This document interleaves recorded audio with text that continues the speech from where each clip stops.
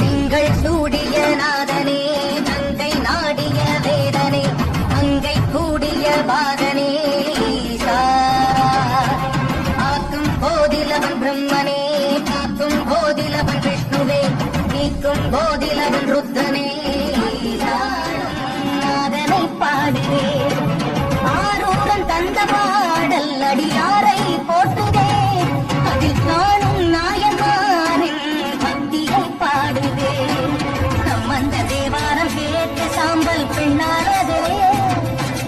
அப்பர்தம் தாண்டகம்